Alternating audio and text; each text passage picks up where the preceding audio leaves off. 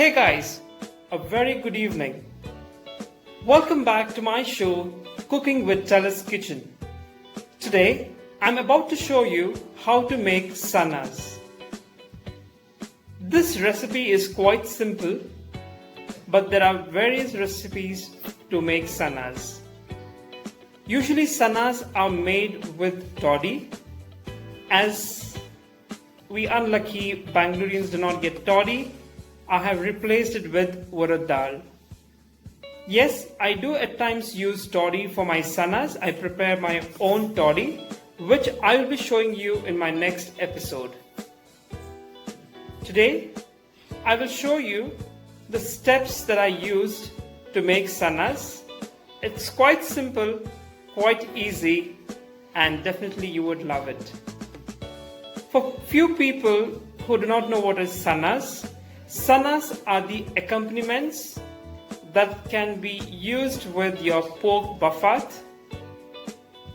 chicken curries, mutton curries, or any other gravies as such. It is mostly used with pork buffet, which is a Mangalorean delicacy. Sit back and enjoy my show, and once again welcome back to Cooking with Austin, the chef of today. Thank you. Take equal measurement cups to put in your ingredients. Take half cup of parboiled rice, half cup of raw rice,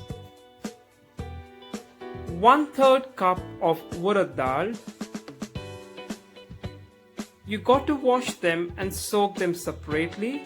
This is the soaked parboiled rice, soaked raw rice, and soaked urad dal.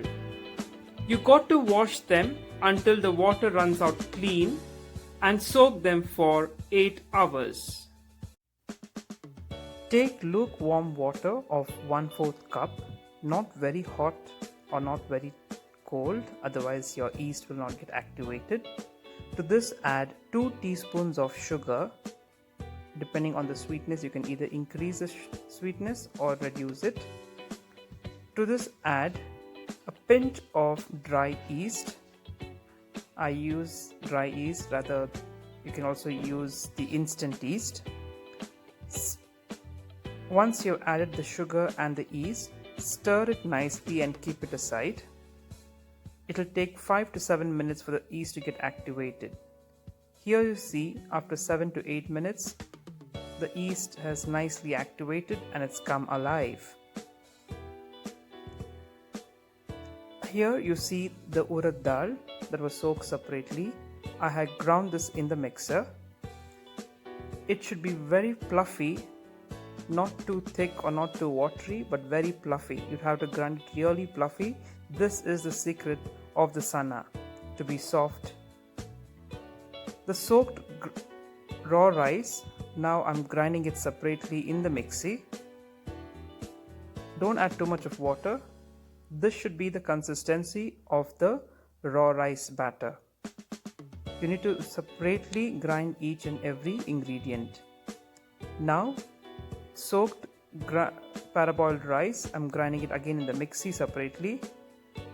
Don't add too much of water. This should be the consistency of the ground parboiled rice. Then take 1 full fist of beaten rice, or you can also use the cooked rice, but rather use the beaten rice or the equal measurement of the urad. Soak this for 2 minutes in water.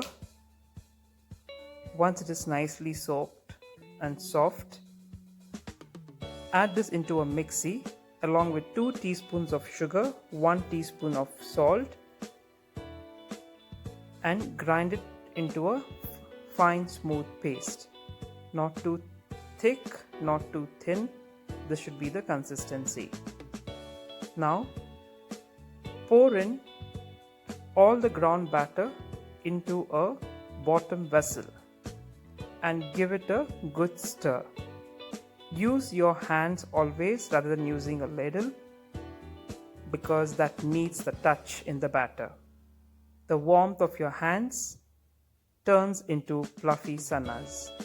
Mix it really well until it's fluffy, clockwise and anti-clockwise.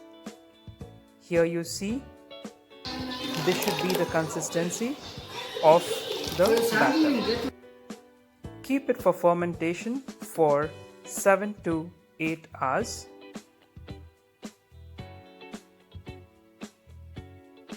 See, the batter is fermented really well. It looks like as if it's come alive. Now this is a tandoor. Put in your water into the tandoor and allow it to boil into a rolling boil basically. See, you see the steam? This should be the way before you put in your sannas batter. Now I'm greasing the ginlas or the cups nicely with coconut oil. You can either use coconut oil or ghee or any other oil, but coconut oil will give you that flavor.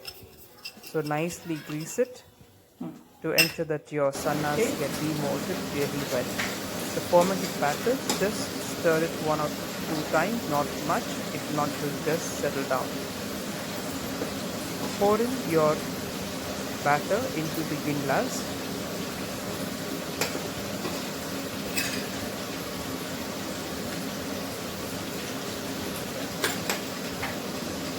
I have poured in all the batter into the ginlas and it's ready to go into the tandoor.